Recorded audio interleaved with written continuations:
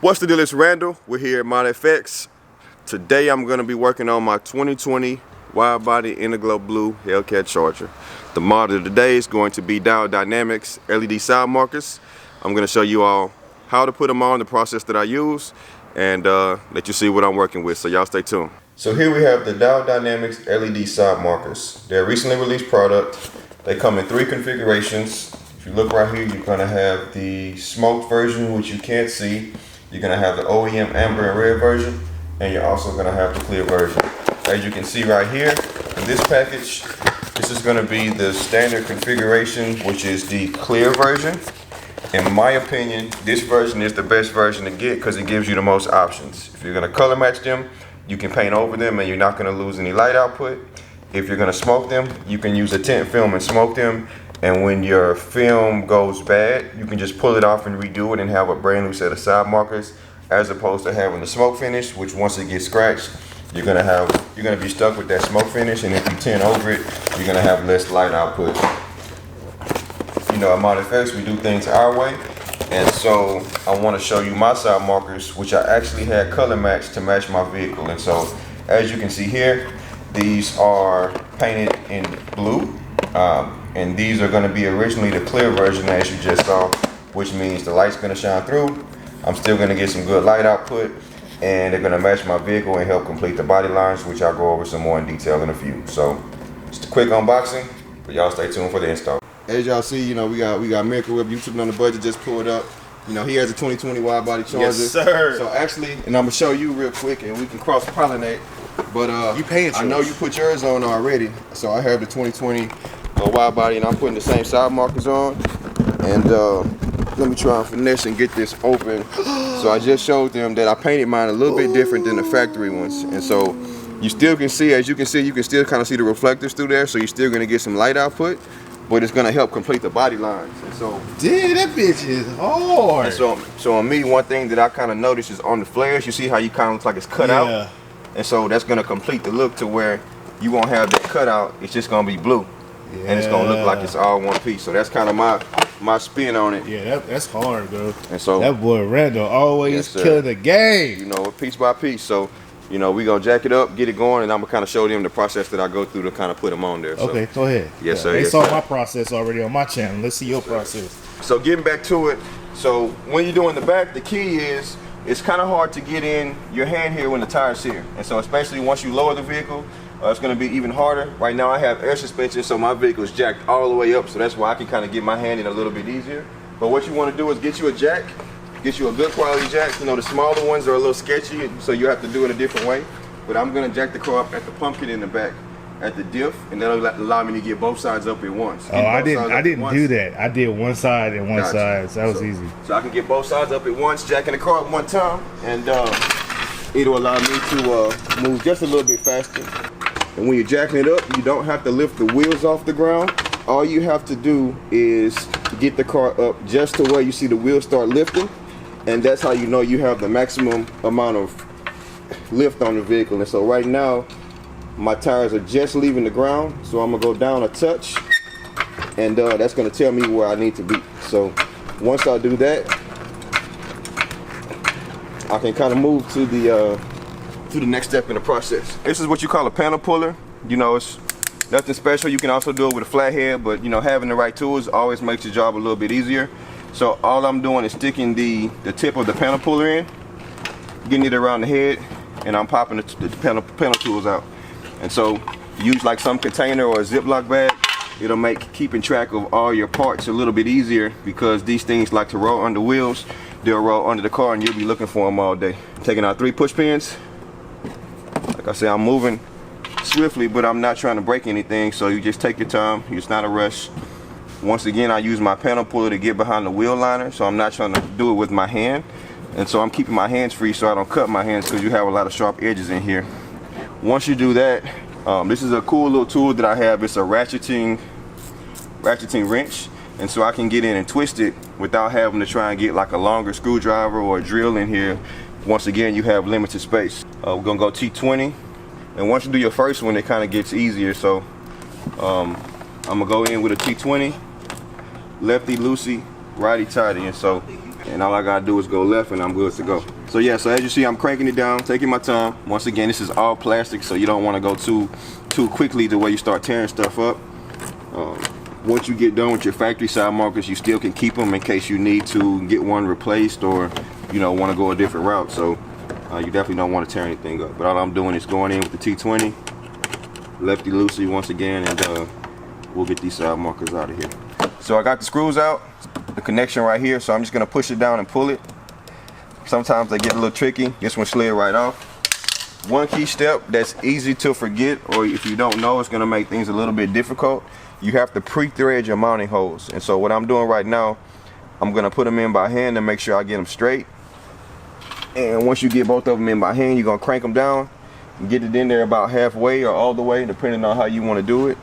And then it's going to allow you to get the new one in a little bit faster than you would if you had to try and thread it while it's in the car. Once again, you always want to protect the car, and so this is what you want to do off the car to avoid you slipping off and scratching or anything like that when you're behind it. So this is going to be your key step right here. So once again, I have my T20, I have a ratcheting wrench, and I'm cranking it down. And so now we're just going to repeat the same process. You have your side marker.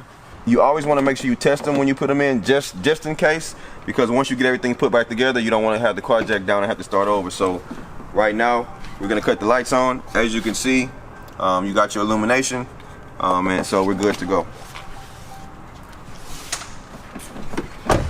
And so you simply reverse the process. I'm going to find the screws from the back, lefty loosey, righty tighty. I'm going to switch my ratchet and wrench around, and then we're going to be good to go.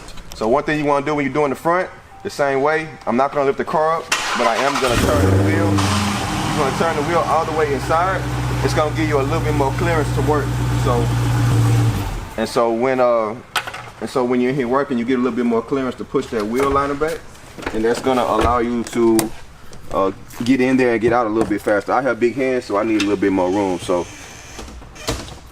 once again, I'm taking off 3 push pins, 1, 2, 3. I'm going to use my panel puller to pull it back. And where I'm catching it at, I'm catching it where the side marker is. I'm not on the paint, because if you're on the paint, you don't want to chip the paint. So I'm going to push in just like this, and that's going to allow me full access to my side marker. And so once again, I'm going to make sure I'm going the right direction. You got 2 screws, so I'm going to crank this off and we'll be back in a second. Once again, I have the side marker out. I'm going to pull it out. I'm going to pop this tab, slide it out. And so just like with the rears, I'm going to have to pre-thread the holes. And so what I'm doing now, I'm making sure I have the right one. Once I get the right one, just match them up. That's how you know you had the right side. And then I'm going to go ahead and pre-thread them, and then we'll be good to go. So once again, you put them in by hand first. I'm putting them in by hand first. It's gonna feel a little weird, but you kind of get the feel for it. And once you get them in by hand, you're gonna crank them down. Like I say, you can go about halfway. You don't have to go all the way in if you don't want to. Just when you go in, make sure you're going straight. So right now I'm cranking it in.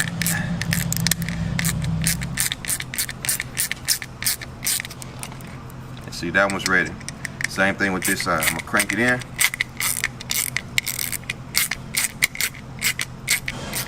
This one's ready. So I'm gonna remove them out, repeat the same process, and then we'll be good to go for the front. So once again, we're testing it out. As you can see, the front ones are gonna be amber, the rear ones are red, and so it is working. And so we're gonna go ahead and put the screws in, and we'll be good to go. So I'm putting them in by hand first. That's just gonna make it a little bit easier once I try and get back there with my tool. So that way it'll kind of stay in by itself. Lefty loosey, righty tighty. So I'm making sure I'm set right, going right. So I'm going ahead and put everything back in. Once again, 1, 2, 3 push pins, 1, 2, 3. I'm gonna check everything, make sure it's good to go. And that's pretty much it. So we got all the push pins in. The wheel liner will kind of go back into shape after it heats up a little bit.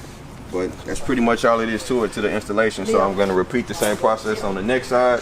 You know, turn the wheel, do the front, the back still lifted up, and then we'll post a walk around at nighttime to kind of show you the daytime versus nighttime look, and then we'll go from there. Alright, so we just got done installing the Diode Dynamics LED side markers. Once again, they are custom painted, color matched to my vehicle. I want to show you how they look with the lights off. I'm going to cut the lights on in the daytime, and then when it gets a little bit darker, I'm going to cut them on again and show you how they look at night. So here we go. So as you saw earlier, here are the Diode Dynamics LED side markers. They are custom painted in the glow blue to match my vehicle. It is a little dirty, excuse the dirt. Just rained today, but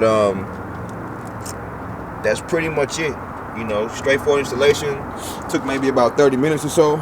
Nothing too strenuous, but you know, you just gotta get in there once again and get those Torx screws out, put them back in, and you're good to go. So one thing I wanted to have for sure is this fender flare. The way it's cut, I wanted the fender flare to look like it was all one piece. And so when you look at it far away, the fender flare is completed as far as the look. And so the car just looks all blue.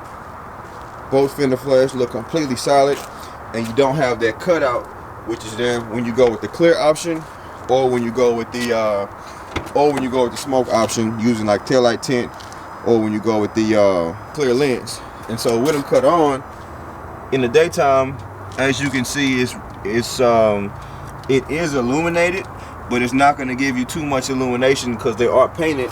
So one thing you want to be mindful of is that when you do paint the side markers, it is going to cut down your light output some. It just depends on how dark you go. In this case, I wanted to make the side markers color as close to the factory blue as possible. So I really don't care about light output too much. My thing was the color match and making sure the color looked as good as can be. And so in my case, this meets my needs. You may want them brighter. That's going to be up to you. But like I say, I'll take a quick video at nighttime and I'll show you how they shine at night, and then we'll let you be the judge of, you know, if it's something that's worth doing or if you will go a different route. So once again, that's going to be your daytime. You know, I took a video on both sides of the car. So that's the dark side of the car. This side's getting a little bit more sunlight. So in full, almost a full sunlight, you can kind of see what's going on. But other than that, like I said, I'll get a video in a few and we'll go from there. Alright, now this is a quick video on how the LED side markers look at nighttime after they've been painted to match the vehicle. Once again, mine are painted in the glow blue. I went with a darker finish, that way they do match the vehicle a little bit better during the daytime. But this is going to be the final product. At nighttime, you still have illumination. They are backlit, so from far away, you still can tell that the side markers are on there. However, of course, they're not going to be bright as the factory lighting or the standard LED side markers when they're not painted. So that is a trade-off. It's well worth it in my opinion. I'm cool with the backlit look, but we can always change the formula if need be. You know, if someone wanted to get a lighter smoke finish where the light would shine a little bit more out. So other than that, that's pretty much it. Once again, you got a 2020 Widebody Hellcat in the glow blue. Diode Dynamic side markers. They've been doing good so far, and I hope that they'll last for a good little while and give me some good use. So, till the next one, we thank y'all for watching, and I'll see you soon. All right, peace.